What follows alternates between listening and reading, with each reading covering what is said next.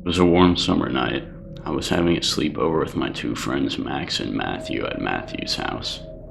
We had been up most of the night hanging out in his game room and playing Call of Duty on the PS4, when one of us had the brilliant idea of sneaking out the window and walking a few blocks down to this 24-hour Taco Bell for the hell of it.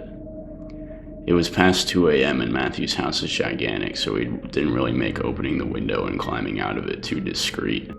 We were on the bottom floor and his parents were sleeping on the top floor all the way on the farther side of the house, so there's no way they'd hear us.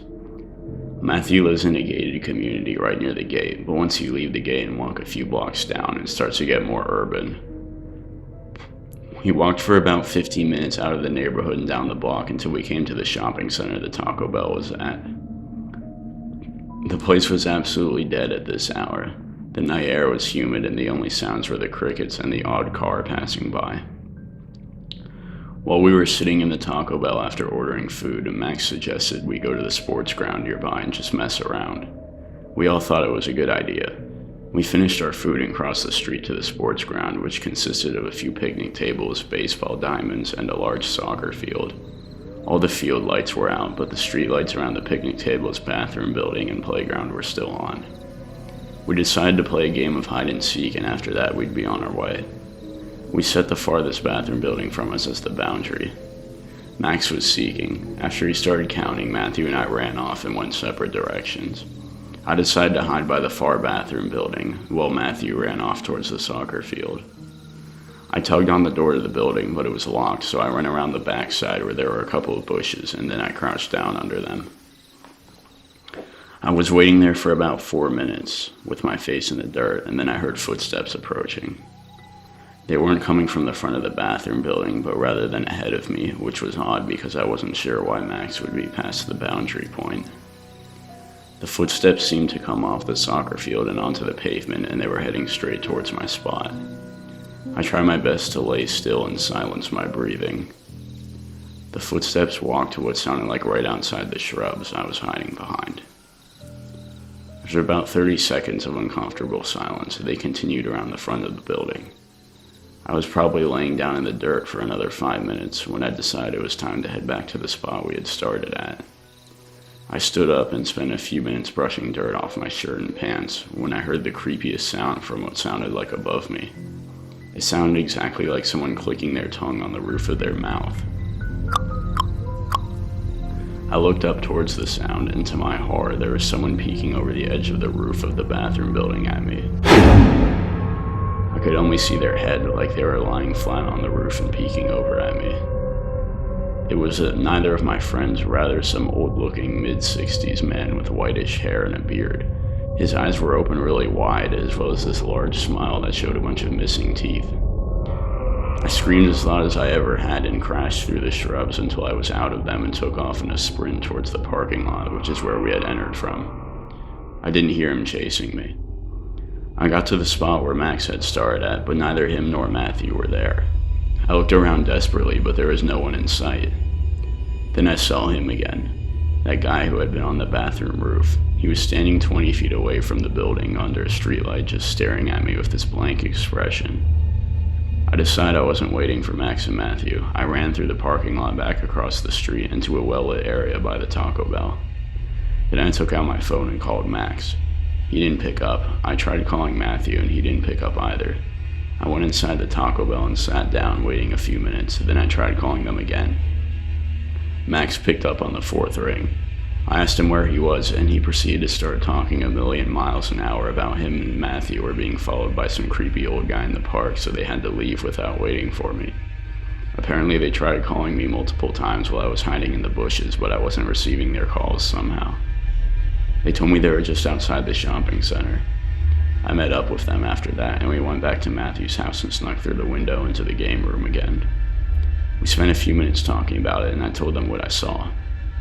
They explained to me how Max had found Matthew a few minutes into the game, hiding in a tree by the soccer field, when some weird homeless-looking guy suddenly appeared out of nowhere on the other side of the field, and had been walking towards them while they were looking for me, so they got freaked out and left.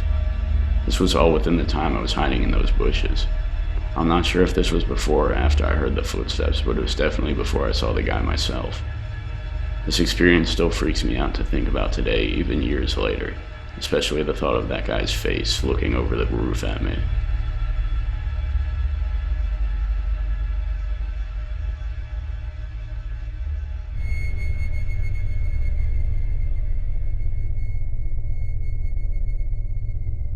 My grandparents live in an extremely rural part of California, out past Stockton in some country bumpkin town with a lot of dry open space and patches of wood.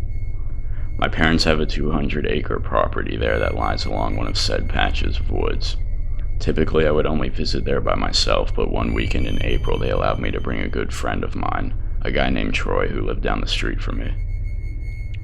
Me and Troy already decided during the car ride up there that we would be sneaking out as soon as everyone in the house was asleep. Walking through the valleys at night was a really neat experience, and I had been telling Troy about it for a long time.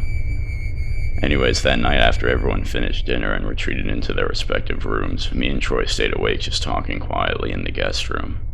The window in our room had a large screen over it we didn't know how to take out, so we decided we'd just leave through the sliding glass back door. It was around midnight when we decided it was safe enough to leave. I slid open the back door quietly and Troy shut it behind him. Then we walked around the side of the house, out the backyard gate, down the 100 yards long driveway, across the road, and out to the river trail. I'd been walking on this trail for as long as I could remember, so I already knew it was a 20-minute walk and it would loop around across the river and back towards the backside of my grandparents' house. 5 minutes into us walking, I began picking up on a sound from behind us. It sounded like footsteps in the grass coming from somewhere behind us.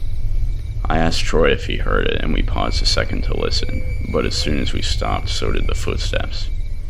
Troy shrugged and said, "Probably a deer." We continued walking, but it didn't take long for the sounds to start up again.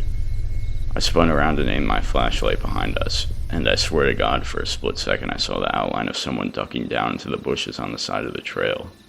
It didn't look like an animal, but rather a person. "Did you see that?" I hissed. "See what?" Troy said.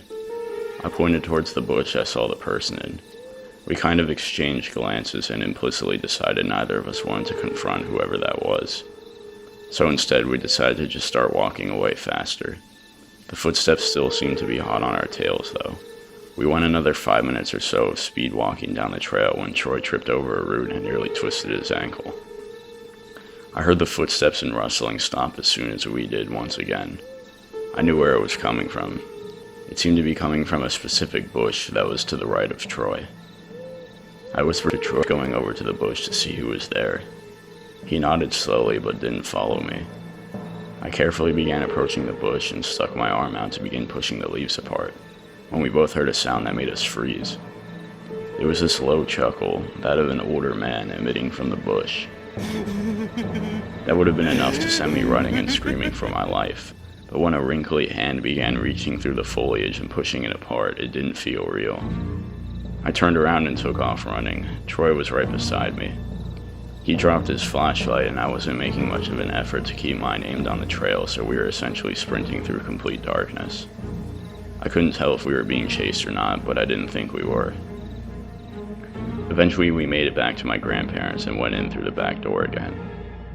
Once we were safe inside the house, we were able to pretty much laugh it off. That didn't take away from the fact the whole thing was creepy as shit, though. We never told my parents because we didn't want to get in trouble for sneaking out. The rest of our stay was normal, but the next night we didn't leave the house.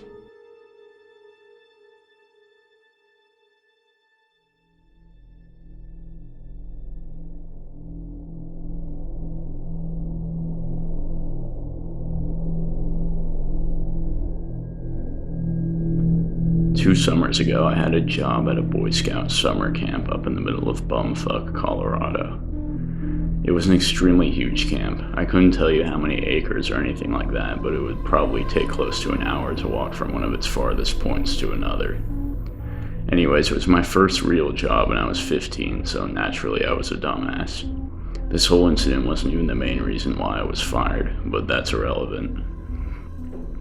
I had been another guy working there my age named Kid, and we both hit it off. We slept in the same cabin together. And yes, the counselors slept in cabins because we stayed at the camp overnight. Me and Kid always hung out with each other during our breaks and on the weekends, and we would often sneak out on weekday nights when camp was still in session, which for the record wasn't allowed even for staff. I think our curfew was 10 p.m., but that was a rule Kid and I frequently broke.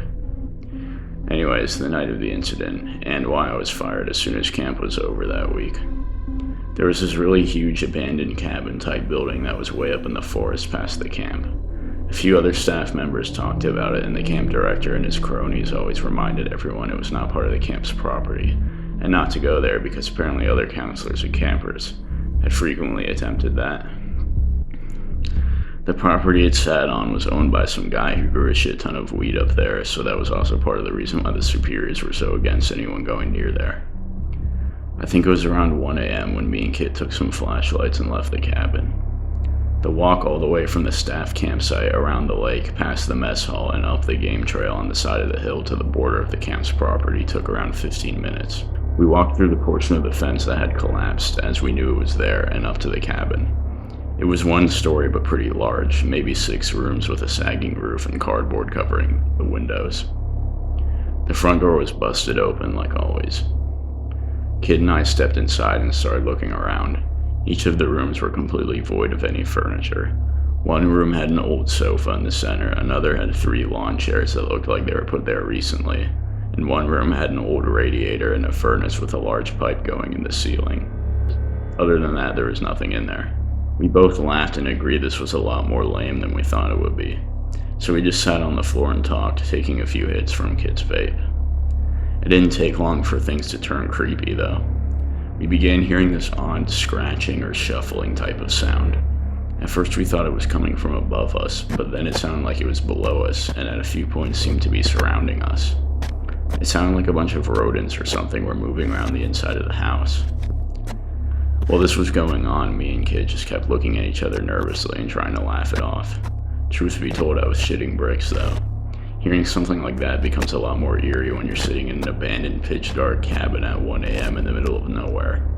And then, just as suddenly as they had started, the scratching sound stopped and the place was plunged into silence once more. This time the silence was getting to me though. I told Kid we should leave and he nodded. We both grabbed our flashlights and stood up. I started walking out of the room towards the front door when Kid grabbed my arm tightly and started yanking me towards him and whispering my name. I broke free and called him an asshole. He just started softly whispering, "Look, look." I followed his frightened gaze to the corner of the room where Kid moved his flashlight beam up along the wall towards the ceiling. There was a hole in the ceiling in the corner of the room and an arm was dangling out of it. He was making this stiff waving motion at us. "What the fuck is that?" I said to Kid. He just continued staring forward. "Yo, who's there?" I yelled. Kid grabbed my arm and told me to shut up. I was about to argue with him when we heard a plop. We looked back towards the corner of the room. The arm had fallen on the ground. Lying on the ground over there was just an arm, a severed human arm. "Let's get the fuck out of here," I said, and me and Kid started speed walking to the door. I heard a bang behind us as we were out in the hallway, and I turned around to just barely see a figure jumping down from another hole in the ceiling. I screamed "run," and me and Kid burst out of the front door and sprinted all the way down the side of the hill until we got to the mess hall where we stopped to catch our breath. All I could do was repeat, "What the fuck was that?" as Kid kept glancing up the hill with these shocked eyes.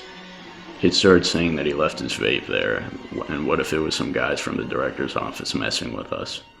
I told him that didn't make sense. Why would they be up there at 1 a.m. fucking around with a severed arm? He said the arm had to have been a decoration and that maybe they knew we snuck out and were trying to scare us. I told him I doubted it. Either way, we agreed we would have to go back there the next day to get his vape back. The story doesn't end there though. The next morning when we woke up at 7, the usual time, Kid's vape was sitting right outside our cabin door. We asked a bunch of the staff we were cool with if they had been on the weed farmer's property that night or put Kid's vape on our stoop, but none of them owned up to it. We never got an explanation for that part, but I digress. I ended up getting fired 2 days later for going to the director's office and telling them what happened. Kid warned me multiple times not to, but I went anyways and just left Kid out of it, saying I went there alone and not mentioning the vape. Turns out they couldn't give less of a shit and were more hung up on the fact I broke the rules and trespassed on the other guy's property. So I got fired. This was 2 years ago, and I haven't gone back there or talked to Kit since.